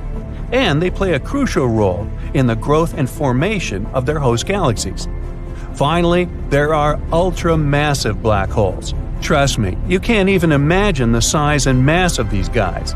These cosmic eldritch horrors are extremely rare, but the ones we know can devour entire galaxies like Pac-Man. So, what happens if you get too close to a black hole? Or more like, what would you see in your last moments? Well, first, you reach an event horizon. It's like a point of no return, an invisible boundary that marks the edge of a black hole. And here's where things start to get really weird. For example, time starts to slow down. Not for you, for an outsider watching you from a safe distance. If you were falling into a black hole, you wouldn't feel any different. But if you were watching someone else fall into it, you'd see them slow down and eventually freeze in time, like in a paused video. As you get even closer, you would start to see some pretty mind-bending things. The gravity would cause the light around you to bend and distort, creating a sort of funhouse mirror effect. You might even see a halo of light around the black hole, known as the photon ring, or jets of high-energy particles spewing out from the black hole's poles. You can actually get pretty close to a black hole without feeling any major effects. It's only when you cross the event horizon that there's no going back. Your goose is cooked. After crossing this boundary, you'd be unable to see anything. For the person watching you from the outside, it would be as if you had suddenly disappeared. Meanwhile, you might start feeling a bit stretched out, like a piece of spaghetti. This is because the gravity is so stark that it's pulling you in different directions at once. There's even a scientific term for it, called spaghettification. We'll cover linguinification in another video. Now that you're inside a black hole, you're taking aim at the singularity. It's a point of infinite density in its center, where all matter is crushed down to a single point. It's like trying to fit an elephant into a tiny matchbox. Everything gets squished together until it's as small as it can possibly be. Which means it's time to wave goodbye, I guess. And if all that sounds scary, here's another fun fact. Black holes are not rare at all. Actually, there's one in the center of each galaxy, including our own Milky Way. So, does it mean that we'll eventually be sucked into it? And if so, how exactly would it happen? Well, let's see. Imagine a black hole approaching our solar system. At first, it appears as nothing more than a tiny speck in the distance.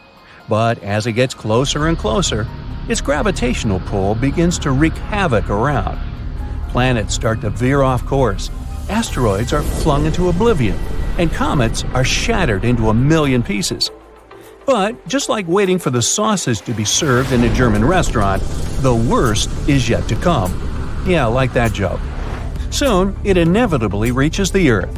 First, our planet's atmosphere would be pulled toward the black hole, triggering a massive windstorm. And there'd be huge waves on the oceans, the water itself being distorted by gravitational forces. Imagine seeing seas and oceans getting stretched out. Earth's magnetic field is generated by the motion of molten iron in the planet's core. But now, the extreme tidal forces of the black hole would disrupt this motion, causing the magnetic field to weaken and distort. All this would cause massive earthquakes and volcanic eruptions as the planet's crust and mantle were pulled apart. All infrastructure and technology would be completely destroyed. Buildings, bridges, and roads would be torn apart. Okay, let's hit the pause button. Pretty horrifying, isn't it? Nah, but don't worry. You wouldn't have even seen that much, because you would have felt the effects of the black hole much, much earlier. Well, back to the future. We'll lose our magnetic field even before everything started to collapse. And this means not only that the weather and climate will become terrible, we'll also be exposed to extreme radiation. These gamma rays and the heat from the black hole could drastically change our planet. Say ta-ta to all our beautiful nature. At least misery loves company. We won't be the only ones affected by a black hole, which is probably even worse. As this beast engulfed the entire solar system, it would consume about everything. One immediate effect would be the disruption of the orbits of asteroids, comets, and all the other bodies. The planets would begin to deform and stretch, their surfaces warping like molten metal. The sun itself would be affected, its surface contorting like a glob of putty. And yeah, all this is scary even to imagine. But now, breathe and relax, because none of this will ever happen. This is the bright side, remember? Your infinitesimal odds of winning the big lottery are even better than the Earth ever being swept into a black hole. The nearest black hole to our solar system is called Gaia BH1. Discovered by scientists in 2022, it's found in our own Milky Way galaxy, about 1,600 light-years away from Earth. Gaia BH1 is about 10 times the mass of our Sun, which makes it a stellar mass black hole. It's not very interesting on its own, but its discovery has supplied valuable insights into the behavior of these cosmic monsters. But as you can see, even the closest known black hole is over 1,000 light-years away. They move very slowly, and they'll never get so close to our system to pose some kind of a threat.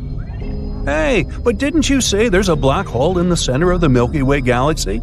Doesn't that mean it's going to eventually hoover up our entire galaxy, you may ask? Maybe not in that voice. Well, don't worry. The correct answer is no. The one in the center of our galaxy is called Sagittarius A star. You may remember it from that viral blurry photo that circled around the internet a few years ago. This black hole is indeed very massive and has a strong gravitational pull, like two 8th graders in love. However, it's still a small beam. It only affects objects that are close to it. The objects in the galaxy are all too big and move too fast to be pulled in by black holes. Nevertheless, they're still fascinating objects to study. Scientists are still trying to unlock the mysteries of black holes. And even though they'll never be dangerous to us, they're still a huge reminder of the incredible power of our universe. Now I think I'll turn my attention to the incredible power of chocolate. Okay, here's the deal. Something is bound to happen that can affect everything we've ever known about space and time. You've heard about black holes, right? That denser-than-life type of phenomenon that usually exists in the center of galaxies? Two of them, located 9 billion light-years away from Earth, are expected to collapse into each other. And my oh my, I do not want to be around to see that. Let's get one thing straight. Black holes are the most powerful things in the entire universe that we know of. If they decided to go all Revenge of the Sith on us, we'd be doomed. A black hole was once a massive star that went supernova, meaning that the star collapsed onto itself, and the sheer magnitude of the explosion created a black hole in its place. Oh, by the way, black holes do not pull things inside like a vacuum cleaner. That's just a popular myth. Say we were to replace our Sun with a black hole at the center of the solar system. Not much would change except that maybe we'd all freeze. Yeah. But black holes can do something much worse than vacuum stuff. They can delete the universe itself. If a black hole was to follow a normal timeline, it would go from its creation to total disappearance. But this process is very, very slow. I'm talking about billions and billions of years before a black hole loses its mass entirely. That happens because they're constantly losing their mass every single second. Black holes radiate their mass away, like a boiling teapot loses its water as steam. Yet things rarely go as planned, both in our lives and apparently in the universe itself. So it wouldn't be that much of a surprise to find out that two black holes are en route to collapse. That's what scientists have found out recently. And let's just say that this is one of the reasons why the scientific community is freaking out just a little bit. The first question that comes to mind is, what does that mean for us humans? Total annihilation? No need to be this dramatic. The best case scenario, we'd be in for an interstellar type of experience. Roll me in, please. Let's rewind a little bit to understand how this would happen. 45 years ago, a group of scientists began noticing a weird behavior coming from a galaxy far, far away. The galaxy is found 9 billion light-years away, and its scientific name is a mouthful, but let's just call it Super Far Away Galaxy.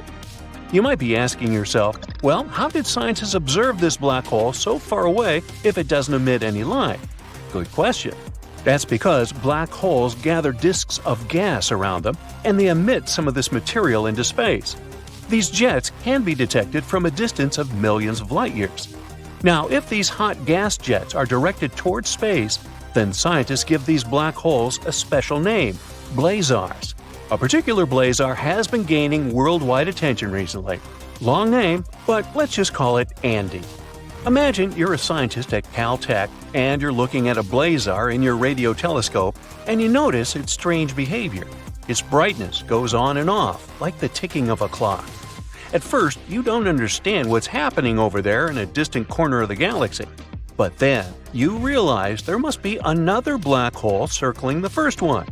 In other words, scientists discovered that Andy was being orbited by another blazar, Gomer. And the regularity of their twinkling can only mean they are close to a total collapse. It gets worse. Each of the two blazars is estimated to be a few 100 million times the mass of our Sun. Have you seen our Sun? It's huge. It's already 333,000 times the mass of our Earth. This means we're destined to face something out of our league. Now, this is not the first time scientists have detected something like this. In September 2015, the LIGO Observatory detected a collision of two black holes. Each of them was as heavy as 30 suns, and an equivalent of 3 solar masses was released once they crashed into each other. And guess what? This gravitational wave passed through Earth at the speed of light. But we really weren't affected by it. Maybe you were sleeping and felt something weird in the air, but nothing significant happened to us as a species or to our planet. But that's because the blast was weak. The thing is, the expected collision between Andy and Gomer will send unprecedented gravitational waves throughout galaxies, and they will reach the solar system. But what is this shock wave actually capable of doing? Well, it could stop our Sun from releasing gas for a few minutes, which means it would stop heating the solar system. So, let's say you were going about your summer day, and out of the blue, the atmosphere froze for a few seconds. Doesn't sound too nice, huh? But that's actually a better possibility than the next one. In one of the worst-case scenarios, a blast from the collision between Andy and Gomer could break bonds between atoms and make everything disintegrate. You, me, your cat, we'd all turn into flying particles floating in the vacuum of space. This may sound scary, but scientists say that an atom is made out of 99% empty space. This means that everyone on this Earth, all 8 billion of us, and everything that exists, planets, objects, animals, are all made up of 99% empty space. So perhaps all that Andy and Gomer would do is separate all of our atoms and desolidify us. Then again, the blast could mess with the fabric of space and time as we know it. You remember Albert Einstein, right? Crazy hair? He's the name behind the theory of relativity. Einstein discovered that time is relative. It's always dependent on the observer. This would mean that time is not the same throughout the cosmos. Why though? Well, because Einstein's theory of relativity is also a theory of gravity. Einstein discovered that gravity is the effect that objects have on the fabric of space-time. Every object that has a mass, including you, me, your cat, and our planet, creates a warp or a distortion in the fabric of space-time that causes it to bend. The bigger the mass, the bigger the gravitational force, and the bigger the distortion on the fabric. It may sound complicated, but hey, this is what creates different perceptions of space and time throughout the cosmos. This is why you'll age differently on Earth and on Jupiter. This is why time passes completely different for astronauts on long missions and for people that remain on Earth. And this is why a collision of two mega blazars could mess with our perceptions of space and time due to the sheer force of its gravitational shockwaves. Got it? Not to mention that black holes are already a huge warp in the fabric of space-time. You remember that interstellar scene, right? Where the lead character bends the space-time continuum through a black hole? Now, don't try this at home though. As far as we know, anyone who chooses to go inside a black hole has no guarantee of making it home again. Scientists say that this blazar explosion will happen in approximately 10,000 years. But wait a minute. If this blazar lies 9 billion light-years away from Earth, it means that these two black holes should have already collided long before our solar system and home planet were born. You see, the solar system was born around just 4 billion years ago. And since it takes us 9 billion light-years to receive the light emitted from the blazars in the first place, this means that the collapse of the two blazars already took place, and it'll reach Earth 10,000 years from now. This means the shockwaves are already making their way through the galaxies at this very moment.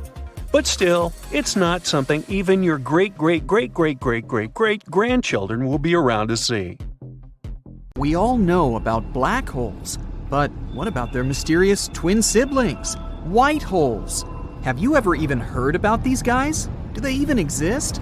And the most important question of them all, are these two actually a big interdimensional portal?